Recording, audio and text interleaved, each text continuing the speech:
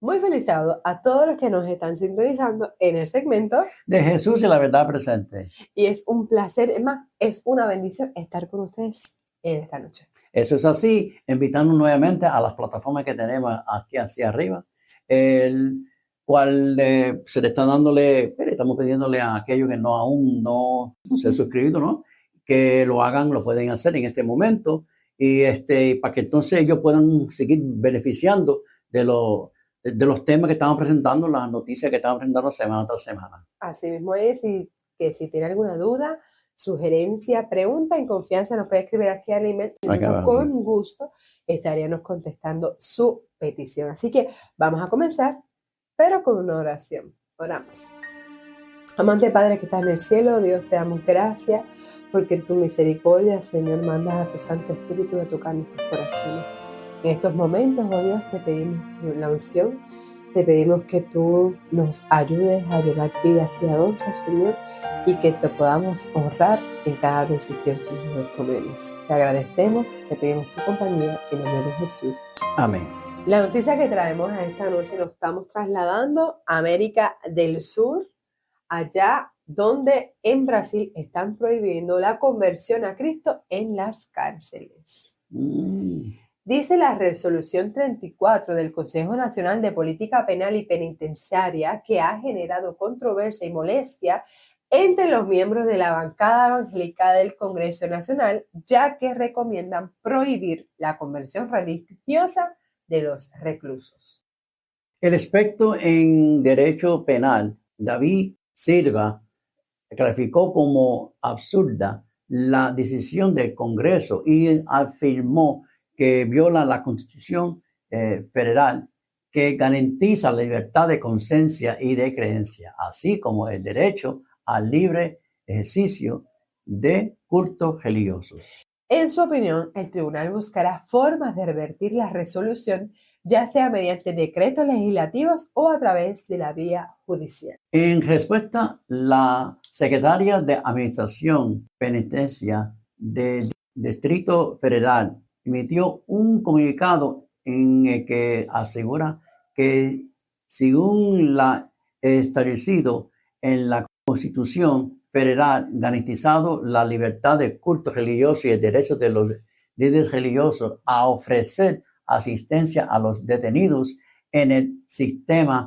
penitenciario. Manifestó que todos los líderes religiosos interesados en brindar ayuda a los reclusos pueden registrarse en un formulario específico.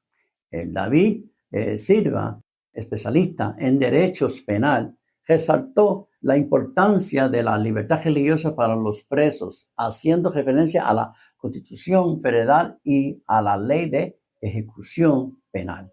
Según él, la prohibición del proselitismo religioso podría ser interpretada como una violación de los derechos constitucionales de los reclusos, afectando la asistencia religiosa que reciben. Muchas religiones cuyos representantes visitan a los reclusos lo hacen no solo al título religioso, sino también para recibir asistencia social, incluso desinteresada, afirmó Silva. Expresó que la presencia de líderes religiosos en los centros penitenciarios es fundamental para muchos presos, en especial aquellos que no tienen la visita de seres queridos.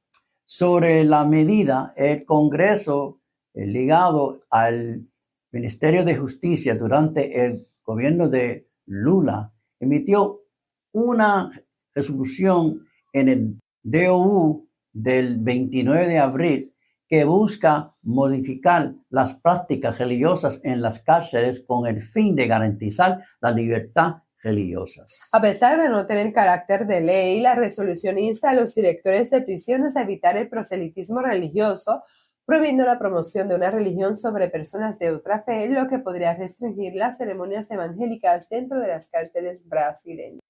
Asimismo, se permite la presencia de la representante de todas las religiones, pero se prohíbe obligar a los presos a participar en encuentros religiosos como castigo o requisito para ser trasladado, admitido o permanece en la unidad.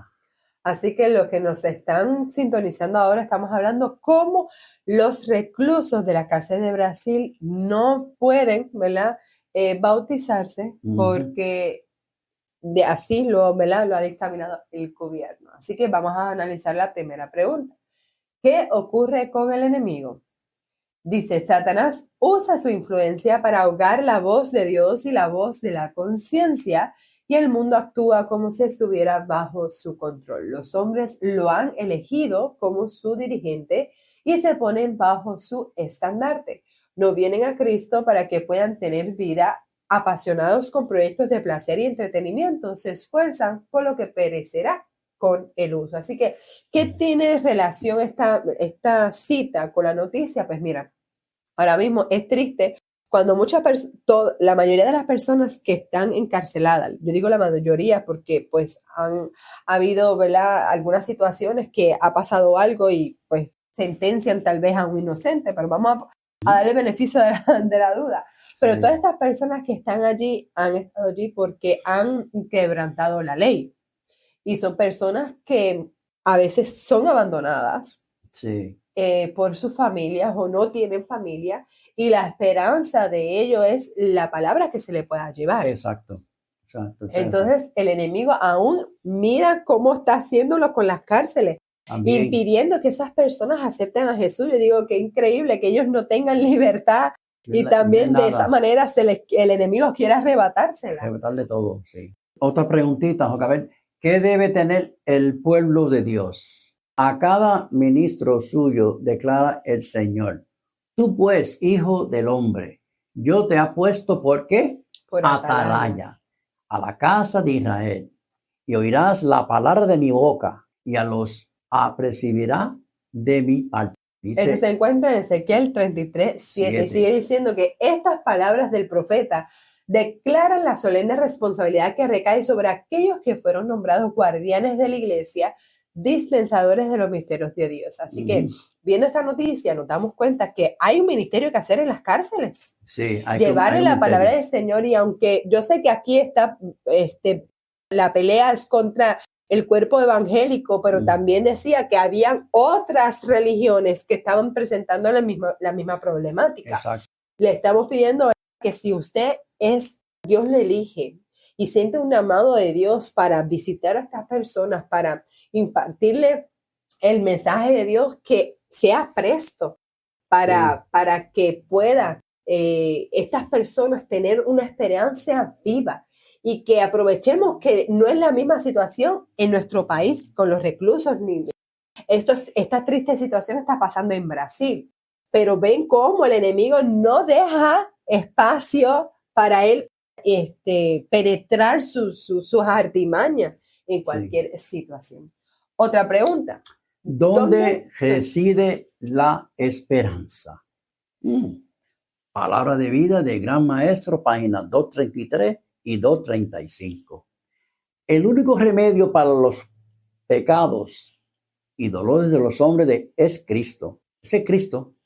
Únicamente el evangelio de su gracia puede curar los males que azotan a la sociedad. Solamente Él da un nuevo corazón de amor en lugar de corazón egoísta de pecado. Es Cristo, ¿ok? Hay que infundir a todas esas personas que están en las cárceles que Jesús los ama. Jesús los ama. No, que no estuvo de acuerdo de la manera en que ellos llegaron allí, pero que todavía hay esperanza. Lo ama, aunque esté en la cárcel, todavía lo ama. Y que la solución es Cristo. Exacto. Es que la gente se cree que porque está en la cárcel que ya es un alma perdida. Ya es un alma perdida. Que no se puede rescatar cuando Dios es poderoso y Él santifica. ¿Cuántas veces no han metido preso a los apóstoles? Ellos fueron presos. Por eso te digo que no todas las personas que están ahí. Consejo para el pueblo de Dios. Hay una obra ferviente que debe ser hecha por nosotros individualmente si queremos librar la buena batalla de la fe. Están en juego intereses eternos. Debemos revestirnos de toda la armadura de justicia. Debemos resistir al diablo y tenemos la segura promesa de que se batirá en retirada. Exacto. Así que hay una obra, esto es un llamado para quien nos escucha, que tenemos que llevar la palabra a las partes donde todavía pensamos que no hay misericordia, que no hay esperanza, porque todavía hay tiempo de redimir. Eso es así. En conclusión, los impedimentos de las tinieblas son para detener la palabra del Señor. Él no quiere que nadie se salve, no, quiere claro destruir. Exacto. Desea que el ser humano se mantenga perdido y esclavizado en el pecado. Claro, eso es lo que quiere. Seamos su instrumento de luz, compartiendo la palabra a quienes la necesitan. A veces el trabajo de nosotros también, de todos nosotros. Y estamos claros que tenemos que resistir al diablo y él huirá de nosotros. De nosotros, eso es así. Así que, Maranata, Cristo viene.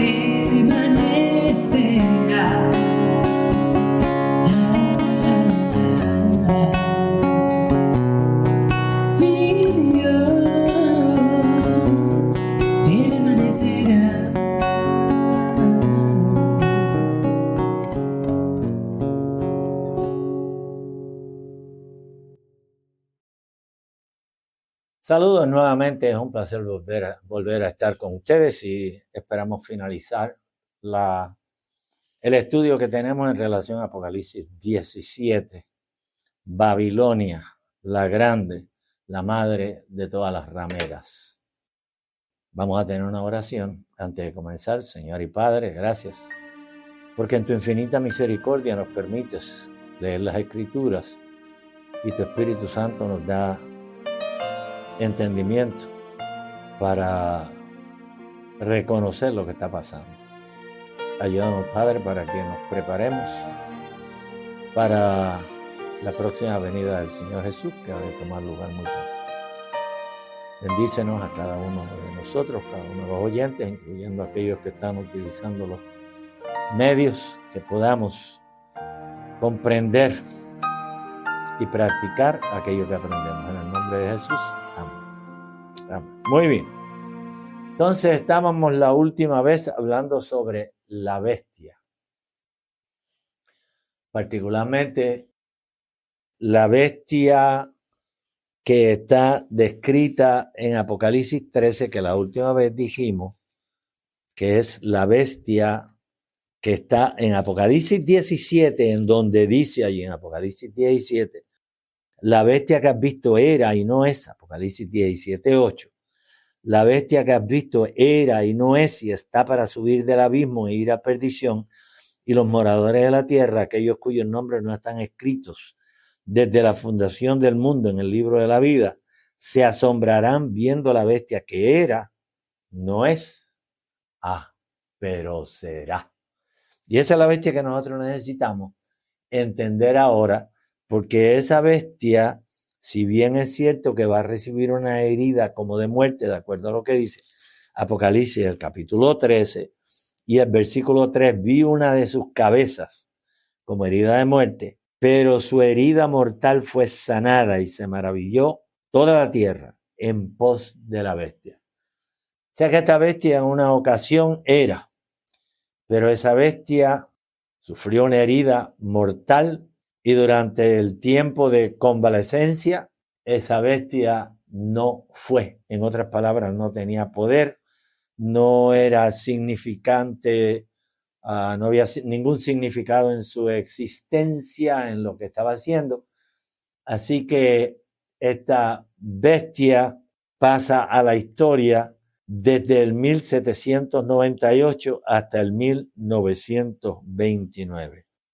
Entonces allí en Apocalipsis 13 está descrita esa bestia. El problema es que esa bestia tiene que recuperar su poder. ¿Y cómo es que va a recuperar su poder?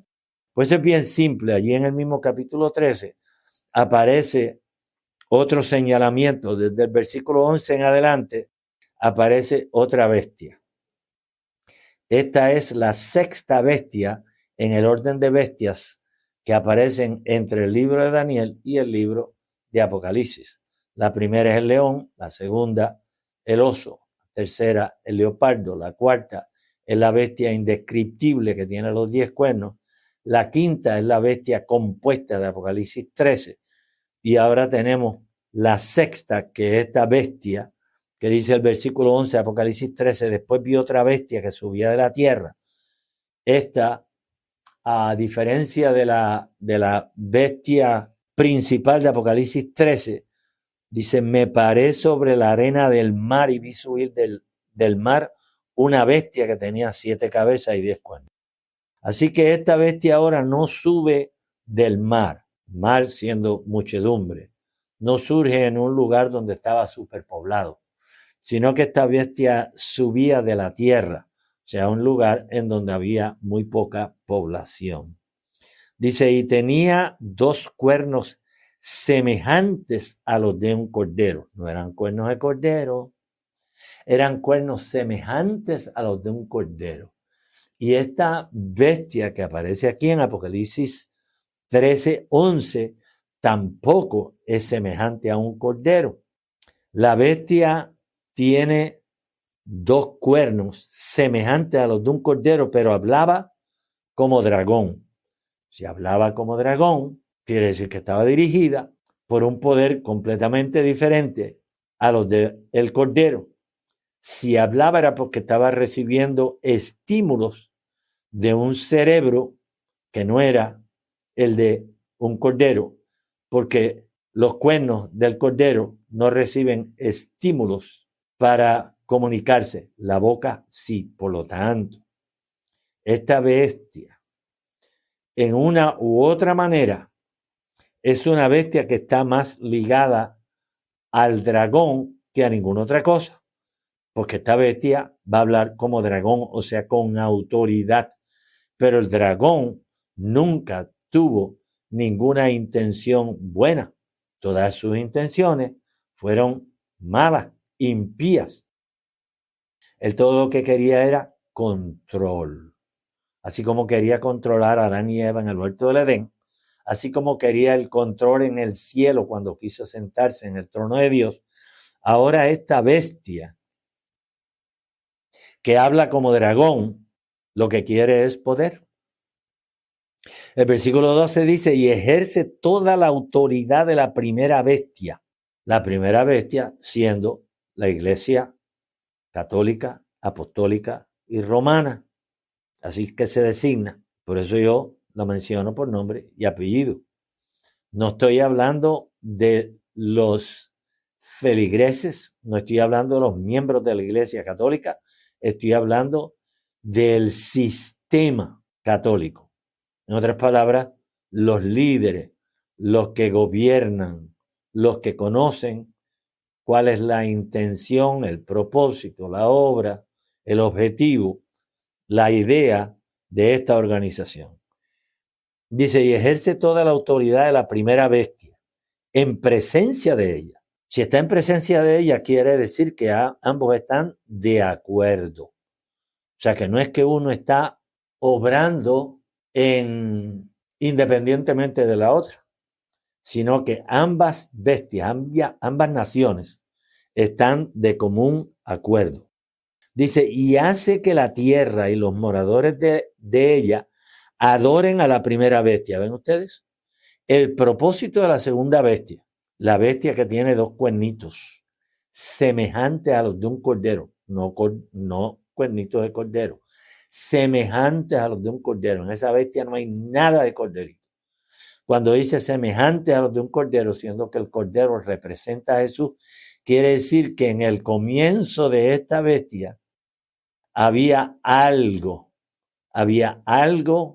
que tenía o que más bien emulaba de los principios de la iglesia cristiana. Y nosotros sabemos que solamente hay una iglesia cuya constitución y derechos, particularmente la Declaración de Independencia, están basados en ideas que aparecen mayormente en las Sagradas Escrituras. Así que dice que hace que la tierra y los moradores de ella adoren la primera bestia, cuya herida mortal fue sanada. Y el versículo 13 dice, también hace grandes señales, de tal manera que aún hace descender fuego del cielo a la tierra delante de los hombres. Y ahora nosotros tenemos que investigar quién es quien hace estas señales. Y para ello nos vamos a referir a Apocalipsis, el capítulo 19 y el versículo 20, en donde allí aparentemente hay otro jugador. Aquí hay otra institución que une su destino al de la primera bestia y la segunda bestia, la bestia compuesta y la bestia con los cuernos semejantes a los de un cordero. Y vean que en el versículo 20 dice, y la bestia fue apresada y con ella el falso profeta. Este es una nueva institución, agencia, individuo, ¿ok? El falso profeta que había hecho delante de ella las señales con las cuales había engañado a los que recibieron la marca de la bestia y habían adorado su imagen. Estos dos fueron lanzados vivos dentro de un lago de fuego que arde con azufre. Así que tenemos aquí un tercer individuo, tercer personaje, el falso profeta. Y este falso profeta, si se identifica como profeta, es porque quiere dar la apariencia de que está aliado con Dios, de que está unido con Dios, que está representando a Dios. Pero si la misma Biblia lo identifica como falso, quiere decir que no está siguiendo las directrices, las reglas, los mandamientos de la ley divina. Así que el falso profeta está incluido entre esas rameras de las cuales es madre la Babilonia, la grande, del capítulo 17, el versículo 5. Así que hay una unidad, una trilogía. Y tenemos allí la primera bestia, la iglesia romana. Tenemos la segunda bestia, la que tiene los cuernitos parecidos, semejantes a los de un cordero. Y sin lugar a dudas, esta bestia que surge de la tierra, de lugar poco poblado, cuando nosotros examinamos la historia, encontramos en primer lugar que están haciendo más o menos por el tiempo cuando la primera bestia recibe la herida mortal, que es en el año 1798. Y nosotros sabemos que la nación que surgió en ese tiempo, con su declaración de independencia en el año 1776, y su constitución no es otra que la nación americana, o más bien la nación de los Estados Unidos de Norteamérica. Así que tenemos ahora la unión de la primera bestia. Tenemos ahora la segunda bestia que surge con principios y valores semejantes a los de la iglesia verdadera, la iglesia cristiana de Dios, pero que al final de la jornada se va a revelar como un agente del dragón. Entonces ya tenemos allí una unidad, ¿ok? Y a esta unidad, pues, se va a unir otra unidad que se conoce en las Sagradas Escrituras como la bestia, el falso profeta y el espiritismo. Y el espiritismo no es sino la iglesia que dice tener conexión directa con el dragón. O sea que tenemos el dragón, tenemos la bestia y tenemos el falso profeta, que sería los Estados Unidos. Dice también el versículo 13, hace grandes señales, de tal manera que aún hace descender fuego del cielo a la tierra delante de los hombres. Y engaña a los moradores de la tierra con las señales que se le ha permitido hacer en presencia de la bestia, mandando a los moradores de la tierra que le hagan imagen a la bestia que tiene la herida de espada, pero que vivió. Así que esta segunda bestia, la que tiene los cuernitos semejantes a los de un cordero, parecida a los bisontes en los Estados Unidos, esta es instrumental en asistir a la bestia que recibió la herida mortal para que pueda resurgir nuevamente. Y dice el versículo 15, dice del capítulo 13, y se le permitió infundir aliento a la imagen, darle vida. En otras palabras, si está haciendo una imagen de la primera bestia, eso quiere decir que los Estados Unidos de alguna manera en algún tiempo van a estar tratando de tener control, ser la policía mundial. Precisamente eso es lo que hizo durante la Edad Media la Iglesia romana. Controlaba el mundo entero, tanto el mundo político como el mundo religioso. Y ahora esta nación, los Estados Unidos, dice la profecía que va a hablar como dragón, en otras palabras, que va a tratar de tener control del mundo completamente. Y eso lo sabemos desde que comenzó a mencionarse esta cuestión del nuevo orden mundial. Los Estados Unidos han estado allí disponibles para tomar el liderazgo. Entonces dice, para que la imagen hablase e hiciese matar a todo el que no la adorase. Así que en lenguaje actual, los Estados Unidos están ayudando a la iglesia romana para que la iglesia romana recupere la supremacía que tenía durante la Edad Media, cuando imponía tanto leyes civiles como leyes religiosas. Y entre las leyes religiosas, esta iglesia es la que aparece históricamente como la que eliminó el segundo mandamiento de la ley de Dios, que dice: no te harás imagen de nada de lo que está arriba en el cielo, ni abajo en la tierra, ni te postrarás delante de ella. Ese mandamiento fue eliminado por esta institución, la institución romana. El cuarto mandamiento fue alterado.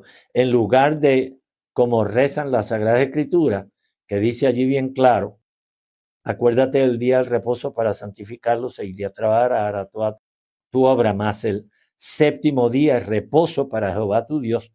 No harás en él obra alguna, tú, ni tu hijo, ni tu hija, ni tu siervo, ni tu sierva, ni tu criado, ni el extranjero que habita dentro de tus puertas. Porque en 6 días hizo Jehová los cielos y la tierra y todo lo que en ellos hay. Por lo tanto, Jehová bendijo el día del sábado y lo santificó. Usted puede buscar cualquier versión de la Biblia y en cualquiera de ellas va a decir lo mismo. Pero si usted consulta el misal o si consulta el catecismo de la Iglesia Católica, que es el instrumento que ellos utilizan para dar estudios bíblicos a la gente, señores, allí dice: el primer mandamiento, amar a Dios sobre todas las cosas, no tomar su santo nombre en vano, santificar las fiestas. ¿A quién se le ocurre? Si el mandamiento es claro, acuérdate del día del sábado para santificarlo. Así que no solamente que elimina el segundo, sino que altera el cuarto y luego divide el 10º para que sigan siendo 10 mandamientos. Así que esta es la conspiración universal que aparece conducida por el artífice del engaño, que no es otro que Satanás, que desde el principio en el huerto del Edén engañó a los primeros padres, Adán y Eva, y de ahí en adelante todo lo que ha hecho es engañar. Por eso es que el Señor Jesús dice: no se turbe vuestro corazón, en Juan 14. Y si nosotros buscamos allá en Mateo 24, en Mateo 24 y en Mateo 24, vean lo que dice allí el Señor Jesús. En el versículo 4 dice: mirad que nadie os engañe. Y el versículo 11 dice: y muchos falsos profetas se levantarán y engañarán a muchos. Así que el llamado del Señor es que no nos dejemos engañar, que aprendemos a entender las Sagradas Escrituras y lo que las Escrituras están advirtiendo para que no caigamos presa del enemigo. Y hacía que a todos, pequeños y grandes, ricos y pobres, libres y esclavos, se les pusiese una marca en la mano derecha o en la frente, y que ninguno pudiese comprar ni vender, sino el que tuviese la marca o el nombre de la bestia y el número de su nombre. Y la Biblia dice bien claro que hay sabiduría: el que tiene entendimiento cuenta el número de la bestia. Pues ese número es número de hombre y su nombre es 666. Por supuesto, ahora no tenemos tiempo para dedicarlo particularmente al número 666, pero sí sabemos en relación a la señal, a la marca. Si nosotros buscamos en el segundo libro de la Sagrada Escritura, el libro de Éxodo en el capítulo 31, Éxodo el capítulo 31, vamos a encontrar lo siguiente. Éxodo el capítulo 31, en donde dice lo siguiente. Lo vamos a encontrar inmediatamente. Éxodo 31, el versículo 16. Perdón, el 15. Podemos empezar desde el 14. Así que si guardareis el día del sábado, porque santo es a vosotros, el que lo profanare de cierto morirá. El 15 dice: 6 días se trabajará, mas el día séptimo es día de sábado, consagrado a Jehová. Cualquiera que trabaje en el día del sábado ciertamente morirá. Guardarán pues el día del sábado los hijos de Israel, celebrándolo por sus generaciones y por pacto perpetuo. Señales para siempre entre mí y los hijos de Israel, porque en 6 días hizo Jehová los cielos y la tierra, y en el 7º día cesó y reposó. Así que tenemos aquí que la señal de Dios entre él y su pueblo es el día del sábado. Señores, ¿quieren saber la marca, cuál es la marca de la bestia? Si el día séptimo es el día señalado por Dios para identificar a su pueblo con él, pues entonces cualquier institución, iglesia, religión que disponga un día diferente, señores, ese día se constituye ya no en la marca de Dios o la señal de Dios, sino se constituye en una señal o marca opuesta al día de Dios. Entonces, en lugar del día séptimo, la iglesia popular, la iglesia romana, instituyó, inmediatamente comenzó a gobernar, instituyó lo que ya el rey Constantino había establecido, que las iglesias paganas, las iglesias que adoraban al sol como su dios, observaran el primer día de la semana, pues la iglesia popular, la iglesia romana, siendo que estaba heredando el poder sobre el imperio romano de manos de Justiniano, pues lo más lógico que ellos siguieran adorando, que siguieran guardando el día que había sido instituido por el emperador romano, quien había reclamado para sí divinidad. Así que la iglesia romana continúa la práctica del imperio romano y continúan guardando el primer día de la semana, el cual, de acuerdo a lo que dicen las Sagradas Escrituras, se constituye en una señal opuesta a la señal de Dios. De allí que la Biblia lo identifica como la señal de Dios y la marca de la bestia. El sello de Dios en la mano derecha o la marca de la bestia en la frente o en la mano derecha. El sello de Dios solamente se pone en la frente. Si dije lo contrario, estaba equivocado. El sello de Dios solamente va en la frente de los individuos, pero la marca de la bestia es puesta sobre la mano derecha, que es símbolo de poder. En otras palabras, lo que el diablo no pueda lograr mediante la razón, lo va a lograr mediante el poder, mediante leyes que van a ser escritas para beneplácito de la ramera y las naciones que ella controla, y pues para persecución de aquellos que no quieran ir a la iglesia el día instituido por el dragón, y por lo tanto serán señalados como individuos que